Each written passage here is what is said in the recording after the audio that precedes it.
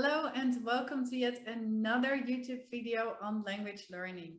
Today I'm here with a student of mine, Javier. Javier is an American who decided to learn Dutch just for fun, just for the sake of it.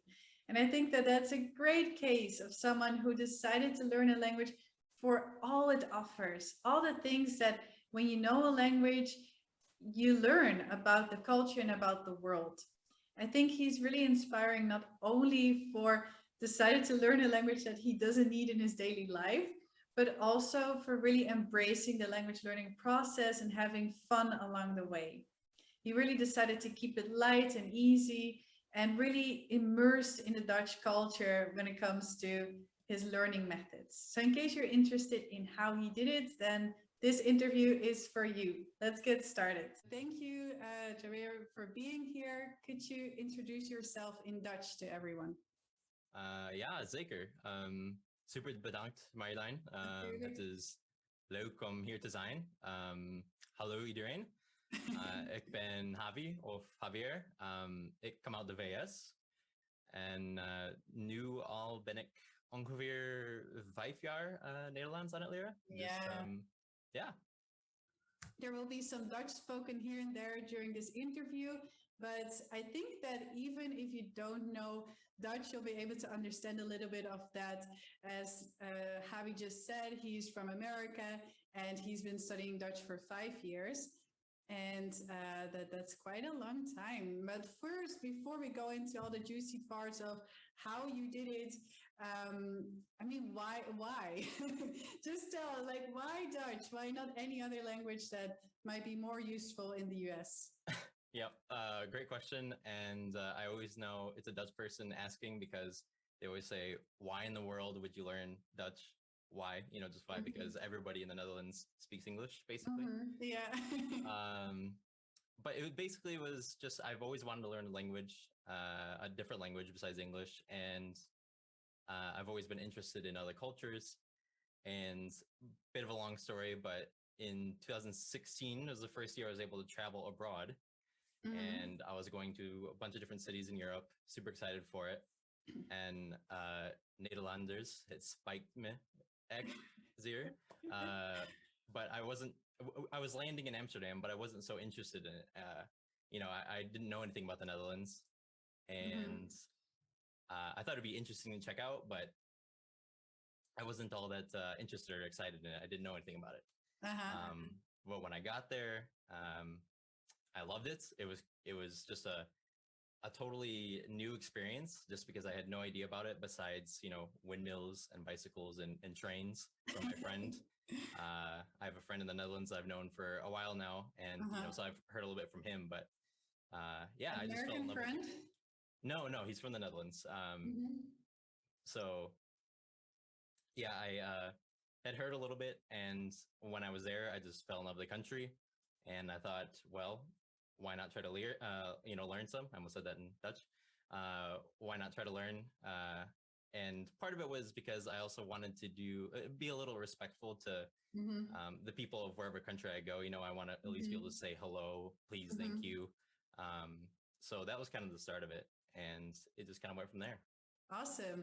So did you already start on that first trip? Did you already start learning like the basic words and stuff? I think I got a couple tips from my friend Daniel. Shout out to Daniel. And so he gave me a couple of tips, and then I used things like Duolingo to, try to get just a couple of words, like good morning or please and thank you and things like that. So yeah. How do you say good morning in Dutch? Goedemorgen. Yeah, so for those that don't speak Dutch might be surprised with all these sounds. Yeah, but that's definitely there in the language. Awesome. Now, after that first trip and using some of those first words and Duolingo here and there, how did you go about actually learning the language? And also, where did you expect to arrive, if you can say that? Like, what did you expect to learn?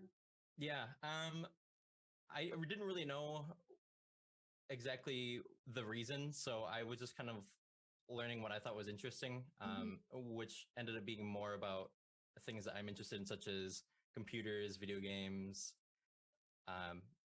just reality TV sometimes, cooking shows, things like that. So I started with that.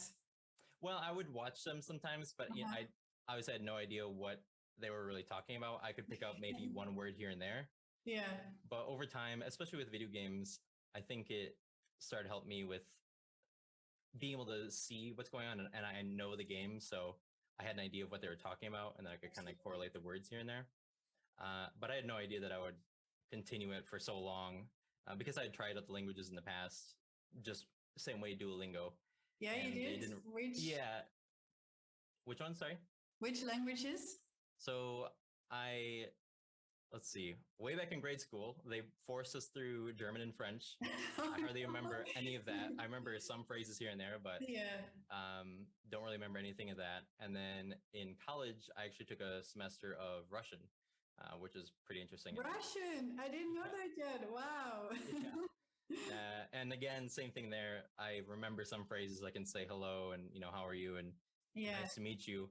But other than that, I've kind of forgotten a lot of that. So Dutch has really been the first language that I've kept with Yeah. and kept improving the level over time and, learning more and more and continue Exactly. to today. So How do you think you really pushed through? Because I mean, there could have been moments where you were a little bit insecure or thinking, oh, I don't know if I'm learning fast enough, or was that not really the case for you? I've definitely had a mixture of those feelings. I I'm kind of an impatient person, so I felt that I was taking too long to learn these things, and I just wish I had already known it. I wish I would understand the concepts, Mm-hmm. but a lot of the times, I would kind of understand it for a little bit, and I wouldn't maybe put in enough practice to it, or I wouldn't study the specific thing I need to for long enough. So I would just kind of go by the wayside and kind of forget about it. Mm-hmm. So I think it was kind of a mixture. At first, I was wanting to learn more, but then as time went on, I just kind of realized that it's just kind of slowly coming because of the way I'm learning. There wasn't a deadline, there wasn't a goal. It was more of just keep going, and I started making more friends than the Netherlands. So then I started to get people to talk to. Awesome. But I still, to this day, really don't talk a lot. It's more just kind of like in my head or typing. I actually Awesome. don't speak it very much. So Oh, but you do speak it very well, so that's good. thank you. Thank you. So, did you feel it was more like a task or really a hobby and time off from work and reality, even? Yeah, I think of it more as a hobby, and I want to continue to do it with more languages. But it's never really felt like a job, just because I do have at work. We have a door direct office actually, so an office in the Netherlands. Oh, wow. But I don't often communicate with them. I have made contact with them and spoken Dutch with some of them there, but I had no real obligation to speak it. It was more of just for fun, something to do, something to kind of exercise my brain, things like that. So yeah.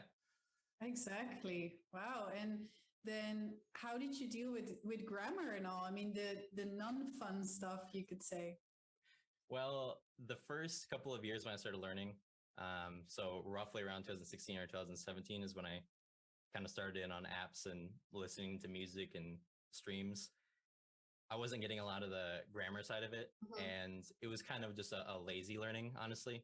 A lot of times I'll listen and I don't know how much I would actually retain. It would be more of just, I listened to it, I tried to absorb it, but I don't know what really stuck.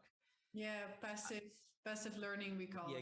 exactly. So I think it started to kind of set in when I started to take lessons, one-on-one lessons. I had one teacher previously for about a year who kind of helped me start to get some of the grammar rules down and start to get more structure and kind of help me kind of get on track for, more proper learning, I guess you could say. But most of it has just been just passive learning, looking up words, hearing something and wondering, okay, what does that mean in that context? Or now, I'll know most of the sentences, a couple words I don't know. I can kind of just piece them together. So Definitely. yeah. Exactly. I hear some great strategies you're using. And I definitely recognize it as well from how I learned Spanish, more as like a fun thing to do and not being too focused on the end goal, because in the end, is there really an end goal? I mean, you just keep on learning something new every day, right? So that's really inspiring. One more question about the grammar side. Um, But when it comes to fluency, we have fluency and accuracy. So sometimes, when we know a lot of rules, we're afraid to make a lot of mistakes and we talk slower. How do you go about knowing that your grammar is not perfect, yet wanting to speak fast and communicate with everyone? How do you go about those doubts when you speak? So I definitely have those. I still have those today. Mhm. We talked about this even before this, that, I worry about if I'm saying the right thing. Uh-huh. But also in the back of my head, I know from real experience, when I've been in the Netherlands and I've tried to speak with people, Hmm. it might not always be the proper thing that I'm saying, but I'm at least getting the message across where they understand. Maybe it's not the most grammatically correct, but they still know what I'm talking about. And I Yeah, can still kind of carry on a conversation, or at least, absolutely. yeah, answer in the right way. Yeah. So I try to keep a conscious mind on it. It's hard when you're mid conversation to say, okay, I'm saying this word. So what rules does this fall under? How do I structure this now? Hmm. So I don't really do it so much in the moment if I'm speaking, Hmm. but I kind of do it more if I'm typing. If I have more time to, Exactly. write it out, I'll kind of go back and forth and say, I'll write it out and I'll say, does that look right? And I'll Yeah. try to, hear it, see if it sounds normal to me or not. But most of the time, honestly, it's just kind of understanding that I'm still learning. I'm not there. I don't, I speak maximum about 1 hour per week. Hmm. So that's also kind of I don't know, kind of a setback in a way. Yeah. But Hmm. yeah, I just kind of roll with the punches, I guess you could say. Yeah, yeah, yeah. We'll be speaking a little bit more of Dutch later, but then again, it's really impressive how well you speak it for only having, 1 hour of speaking time a week. And just a lot of immersion, as you said, a lot of listening, a lot of contact with the language and writing. And so that is really the way to go. Awesome. Now, when it comes to, the fun of learning Dutch, I mean, what is so fun about learning Dutch? What is it that makes it a fun activity for you? Well, at first, it was interesting just because I had honestly never really heard the language. Yeah. A lot of times you'll see, French or Spanish on TV, whether Mhm. it be even in English speaking movies, you'll hear segments of it here and there. But I don't really feel it's the same with Dutch. It's Mhm. not as common, at least around here, or what I've experienced. Mhm. So it was kind of an unknown for me. It was something that I really had no idea how it sounded at first. Mhm. So Mhm. that was kind of fun of just learning these words and hearing them for literally the first time. Absolutely. Um, and so that was kind of a interesting point to begin with. And I still think it's just kind of a fun language. There's so many words that I don't mean it in a bad way, but they're almost just kind of funny. They kind of like roll off the tongue, and just the way things are said when you think about Yeah. it and when you Mm. know what's happening, Yeah, it's just fun. definitely. So The word combinations as well, that sometimes you're like, okay, I didn't think about how weird they were until I started teaching the language and helping people to learn the language. That I yeah, was like, wow, are we really saying that? yeah, And exactly. so sometimes I'm not ashamed, but it makes me realize like, wow, we do use interesting words for interesting things. Exactly. Anyways, talking about words, what are then some of your favorite Dutch words? Uh, well, going off that example, I always laugh at how literal sometimes the translation can be. Yeah. One I can think of right now is like schildpad, turtle, which I think would quite literally be like shield toad, basically. Yeah, it is. It is. Uh, or something like, I don't know, art apple, uh, ground apple, potato. I love it. It's hilarious. I think it's amazing. Yeah. Uh, Otherwise, I'd probably say one of the favorite words, probably cookies, because I love cookies. Yeah, And cookies. any homework assignment I get, it usually revolves something around cookies or wine or Absolutely. kaas. Yeah, absolutely. That's very Dutch as well. A lot of people have koffie met een koekje. So Precies. that is definitely true. Now, what are some of the Dutch words that everyone starting Dutch as of tomorrow should know about? Ooh. Um, I think one that is highly used, just kind of small, almost filler words sometimes, but I think it's important to know what those are, Mhm. because a lot of times if they're used in a sentence, you don't know if that's a real word or if it's more of kind of a filler.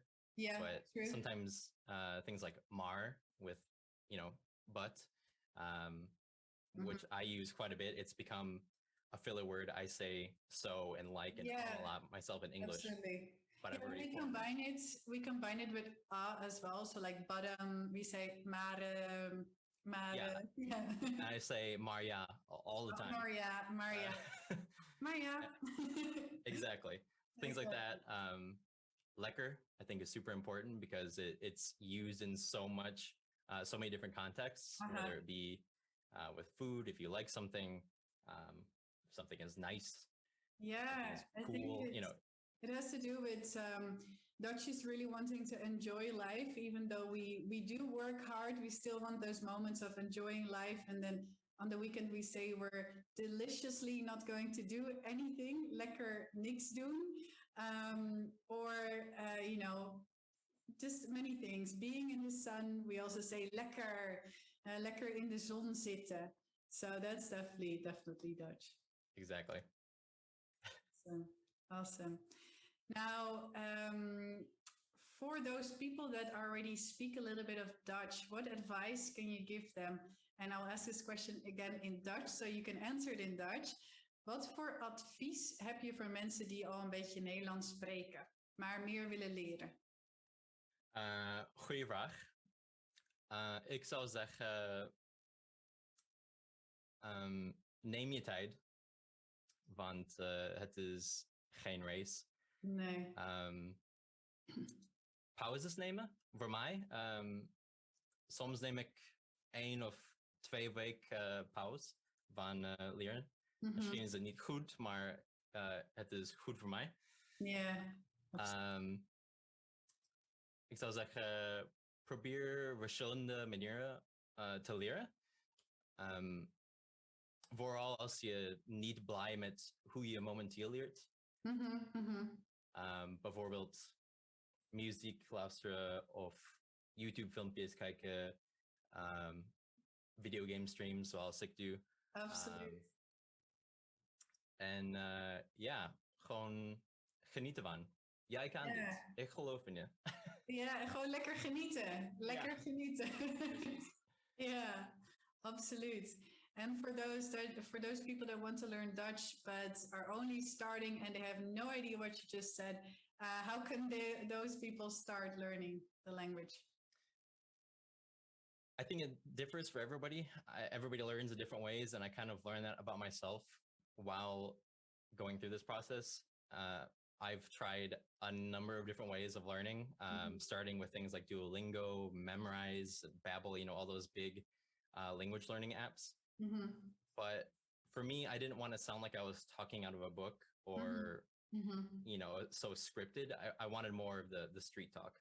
Exactly. So I tried different ways, such as, you know, watching streams, listening to music.